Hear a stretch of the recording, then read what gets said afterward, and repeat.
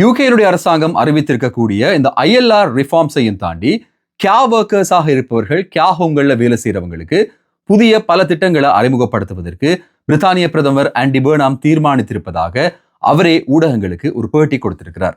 ஏற்கனவே ஐஎல்ஆர் தொடர்பான ஏராளமான கேள்விகள் இருக்கும்போது அதுலேயும் குறிப்பாக கியா ஒர்க்கர்ஸுக்கு 10 ஆண்டுகள்ல இருந்து 15 ஆண்டுகள் வரையில செட்டில்மெண்ட்டுக்காக ஆகலாம் என்கிற ஒரு புதிய தகவல்களை தொடர்ந்து இந்த ஒரு அறிவிப்பானது இந்த மக்கள் மத்தியிலையும் மைக்ரன்ஸ் மத்தியிலையும் ஓரளவுக்கு ஆறுதல் கொடுத்திருக்கு அப்படின்றது மிக முக்கியமான ஒரு விஷயமா இருக்கு. ஊடகங்களை பொறுத்தவரையில ஊடகங்கள்ல பல தடவைகள் இது சம்பந்தமான மாற்று கருத்துகள் வெளியிடப்பட்டிருந்தது. குறிப்பாக இது சரிவரும் அப்படின்ற மாதிரியான ஒரு தகவல் வெளியிடப்பட்டது. அதற்கு பிறகு இந்த மக்களுக்கு 5 ஆண்டுகள்ல இருந்து 15 ஆண்டுகள் வரையில ஐஎல்ஆருக்கான காலப்பகுதி எடுக்கும் அப்படின்ற பல்வேறு தரப்பட்ட விடயங்கள் இதுல பகிர்ந்து கொள்ளப்பட்டது. இது சம்பந்தமா மேலதிகமா பேசுறதுக்கு முன்னால பிரித்தானிய பிரதமர் ஆண்டி பர்னாம் இது குறித்து என்ன சொன்னார் அப்படின்றத பார்த்துட்டு வந்துடலாம். People who've come from overseas to work in our care system and in our health system as well, but I see it in the social care system because of the times I visit my dad. It's why social care is such a priority for me, but also I do want to make sure we get fairness in the rules in relation to people who came here in good faith and made a commitment, and I will make sure that we do that. There's a range of issues. Obviously there's the sponsorship issue that has caused some overseas care workers difficulties, and there is the issue around indefinite leave to remain, and we have to have a firm approach to immigration, but at the same time we also need to be fair and recognize the commitment people are making to this country. UK பொறுத்தவரையில care வர்க்கர்ஸினுடைய importance அப்படின்றது ரொம்பவே அதிகமா இருக்கு. இந்த கேரர்ஸுக்கான அண்மை காலத்துல ஏற்பட்டிருக்கக்கூடிய ஒரு வகையான டிஸ்கிரிமினேஷன் காரணமாக இந்த தொழிலை செய்யக்கூடியவங்கள்ல பெரும்பாலானவர்களாக இருக்கக்கூடிய வெளிநாட்டவர்கள் மிகவும் பதற்றமாக இருக்கிறாங்க அப்படின்றதுனால இந்த வேலைக்கான ஆட்கள் தேவை இப்போது யூகேல அதிகரித்திருக்கிறது. கியா ஒர்க்கர்ஸாக 2021ஆம் ஆண்டுக்கு பிறகு வந்தவர்கள் இந்த நாட்டினுடைய எக்கனமியில மிக முக்கியமான ஒரு பங்கை செலுத்துகிறார்கள். அதிலேயும் குறிப்பாக பிரதமருடைய தந்தையாரும் இப்படியான ஃபாரின் கியா ஒர்க்கர்ஸினால் பராமரிக்கப்பட்டவர் அப்படின்ற அடிப்படையில இந்த மக்களுக்கான ஒரு நீதி நிலைநாட்டப்பட வேண்டும் அப்படின்றத ஆண்டி பர்னாம் தெளிவாக ஊடகங்களுக்கு தெரிவித்திருந்தார். இதுல மிக முக்கியமாக இவர்களுக்கான சம்பளம் அப்படின்றது மிகப்பெரிய ஒரு பற்றாக்குறையை யூகேல ஏற்படுத்தி இருக்கு. கியா ஒர்க்கர்ஸினுடைய சம்பளம் மற்ற தொழில்களோடு ஒப்பிடும்போது குறைவாக இருக்கு அப்படின்ற காரணத்தினால இந்த மக்கள் ஐஎல்ஆருக்கு போவாங்களாக இருந்தா அதற்கு பிறகு கியா இண்டஸ்ட்ரியில வேலை செய்யறவர்களுடைய எண்ணிக்கை வெகுவளவுல குறைந்திரும் அப்படின்றதுதான் யூகே அரசாங்கத்திற்கு இப்போ இருக்கிற மிகப்பெரிய ஒரு சவாலா இருக்கு. ஒருவேளை இவங்களுக்கான வேலை வாய்ப்புகள் இல்லாத போது இல்ல இந்த குறைவான சம்பளத்துல வேலை செய்ய முடியாது அப்படின்னும் போது இவங்க பெனிஃபிட் எடுக்கக்கூடிய வாய்ப்புகள் இருக்கு. அது ஒரு ஸ்டேட்டுக்கு சுமையாகிரும் அப்படின்றதுதான் இந்த டோட்டல் ஐஎல்ஆர் சம்பந்தமான ப்ரொபோசல்கள் இது சம்பந்தமான விஷயங்கள் அனைத்துக்குமே ஒரு மிக மூல காரணியாக இருந்தது அப்படின்னா இந்த ஒரு விஷயம்தான். ஆண்டி பர்னாம் இது குறித்து சொல்லும் போது மிக தீவிரமாக ஒரு விஷயத்தை சொல்லியிருந்தார். ஸ்பான்சர்ஷிப் அப்படின்றது யூகேல இப்போ ஒரு பெரும் பிரச்சனையாக மாறி இருக்கு. கியா ஒர்க்கர்ஸுக்கு அதிகப்படியான சம்பளம் கொடுக்க முடியல. அதே நேரம் யூகேனுடைய இளையவர்களை இதுல ட்ரெயின் பண்ணி அவங்களையும் இந்த கியா இண்டஸ்ட்ரிக்கு அறிமுகப்படுத்துறதுலையும் இந்த சம்பளம் மிகப்பெரிய ஒரு சவாலாக இருக்கு. NHSனுடைய தரத்திற்கு ஏற்ற வகையில இவர்களுடைய சம்பளமும் அதிகரிக்கப்படும். இவர்களுக்கான சோசியல் ஸ்டேட்டஸையும் அதிகரிப்பதற்கான ஏற்பாடுகளை அரசாங்கம் தீவிரமாக செய்து வருகிறது அப்படின்றதையும் ஆண்டி பர்னாம் மக்களுக்கு தெரிவித்திருந்தார். இதுல மிக முக்கியமாக கவனிக்க வேண்டிய அதே நேரம் ஒரு கேள்வியை உண்டாக்கக்கூடிய விஷயம் என்ன அப்படின்னா கியா ஒர்க்கர்ஸுக்கு மட்டும்தான் இந்த எக்ஸெப்ஷன் வழங்கப்படுமா இல்ல ஏற்கனவே சொல்லப்பட்டது போல ஸ்கில் ஒர்க்கர்ஸ் அனைவருக்கும் இந்த எக்ஸெப்ஷன் வழங்கப்படுமா அப்படின்றதுதான் மிக முக்கியமான ஒரு கேள்வியா இருக்கு. இது சம்பந்தமாக டைம்ஸ் மற்றும் சன் ஆகிய பத்திரிகைகள் மிக முக்கியமான ஒரு ஆய்வறிக்கையை வெளியிட்டிருந்தது. அந்த ஆய்வறிக்கையின்படி இது ஏற்கனவே யூகேல இருக்கிறவங்களுக்கு டைலூட் செய்யப்படுவதற்கான வாய்ப்புகள் ஏராளமாக இருக்கிறதாகவும் இனிவரும் காலத்துல வரக்கூடியவர்கள் பிரித்தானியாவுக்கு மைக்ரேட் ஆகக்கூடியவர்களுக்கு இந்த ஐஎல்ஆருக்கான ஸ்டாண்டர்ட் பீரியட் 5 ஆண்டுகள்ல இருந்து 10 ஆண்டுகளாக அதிகரிக்கப்படலாம் அப்படின்ற ஒரு விடயமும் சொல்லப்பட்டிருக்கு.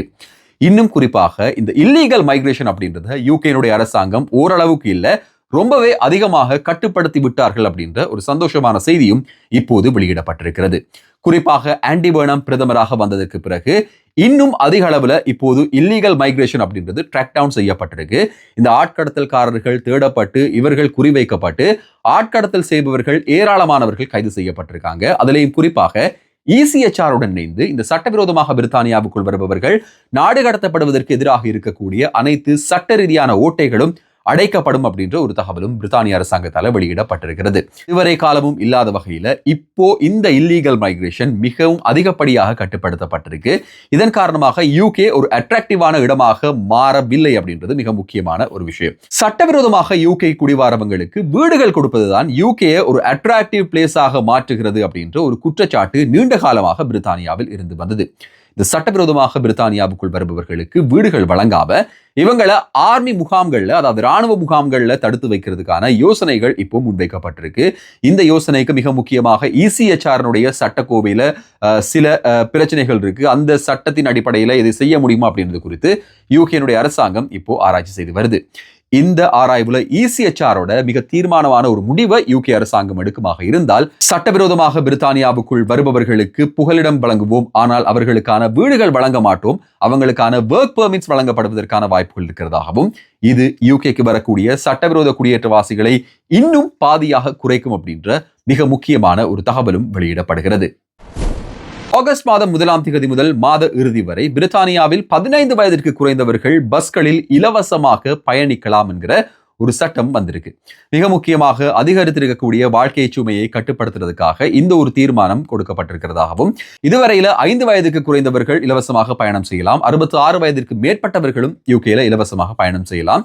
இப்படி இருக்கும்போது 15 வயதிற்கு கீழ்ப்பட்டவர்கள், குறிப்பாக இந்த பாடசாலை விடுமுறை காலம் அப்படின்றதுனால இவர்களும் இலவசமாக பயணம் செய்யக்கூடியதாக இருக்கிறது. சாதாரணமாக ஒரு குடும்பத்திற்கு வாரம் ஒன்றுக்கு 27 பவுண்ட்கள் வரையில சேமிக்கக்கூடியதாக இருக்கு அப்படின்றதும் மிக முக்கியமான ஒரு விஷயமாக சொல்லப்படுது. 100 மில்லியன் பவுண்டுக்கும் அதிகமான ஒரு செலவை செய்து இந்த ஒரு திட்டத்தை பிரித்தானியா அமுல்படுத்தி இருக்கிறது. குறிப்பிட்ட ஒரு காலத்துக்கு தான் இது அப்படின்னாலும் இதனுடைய வெற்றியை வைத்து இது நீண்ட காலத்துக்கு நீடிக்கப்படும் அப்படின்ற ஒரு விடயமும் சொல்லப்படுது. 15 வயதுக்கு குறைந்த மாணவர்களுக்கு இலவசமாக பஸ் பயணம் அப்படின்றது எப்படியான ஒரு மாற்றத்தை ஏற்படுத்தும், இது வரவேற்கத்தக்க ஒரு விஷயம் அப்படின்றத நீங்களும் சுவாரஸ்யமாக பகிர்ந்து கொள்ளுங்க. லண்டன்ல இடம்பெற்றிருந்த தீவிரவாத தாக்குதலான 7/7 பாம்பிங்ல சம்பந்தப்பட்டிருந்த ஹாரூன் அஸ்வத் அப்படின்ற ஒரு தீவிரவாதிக்காக பிரித்தானிய அரசாங்கம் டாக்ஸ் பேயர்ஸினுடைய பணத்திலிருந்து மாதம் ஒன்றுக்கு 15,000 பவுண்ட்கள் வரையில செலவு செய்கிறது அப்படின்றது உங்களால் நம்ப முடியுதா?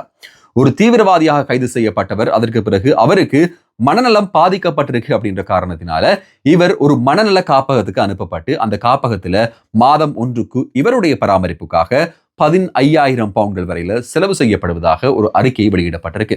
பிரித்தானியாவில் இது மிக முக்கியமாக ஒரு அதிர்ச்சியை ஏற்படுத்தி இருக்கு. மிக கொடிய குற்றங்கள் செய்யக்கூடியவர்கள், குறிப்பாக தீவிரவாதம் போன்ற விஷயங்களை செய்யக்கூடியவர்களுக்கும் தண்டனைகள் வழங்க முடியாத போது, இவங்களுக்கான மனநலம் பாதிக்கப்பட்டதாக ஒரு ரிப்போர்ட் கொடுக்கப்படும் போது இவர்களை சிறைச்சாலைகளுக்கு அனுப்பாம வைத்தியசாலைகளுக்கு அனுப்பி இவர்களுக்கான உயரிய கேர் வழங்கும் ஒரு சட்டம் பிரித்தானியாவில் இருக்கு.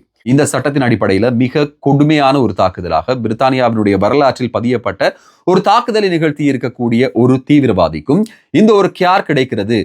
டாக்ஸ் பேயர்ஸினுடைய பணத்தில் இருந்து இவ்வளவு பெரிய ஒரு தொகை பணம் இவர்களுக்காக செலவு செய்யப்படுகிறது அப்படின்றது இப்போது ரைட் விங் மக்கள் மத்தியில ஒரு பேசு பொருளாக மாறி இருக்கு. இந்த வீடியோவை முழுசா பார்த்திருப்பீங்க அப்படின்னு நம்புறேன். தொடர்ச்சியாக பார்த்திருந்தீங்கன்னா மறக்காம சப்ஸ்கிரைப் பண்ணுங்க, இந்த வீடியோவுக்கு லைக் பண்ணுங்க, உங்க நண்பர்களோட இந்த சேனல் மற்றும் வீடியோவை பகிர்ந்து கொள்ளுங்க. இன்னும் ஒரு வீடியோல இன்னும் சுவாரஸ்யமான புதிய தகவல்கள் செய்திகளோடு உங்களை சந்திக்கும் வரை நன்றி, வணக்கம்.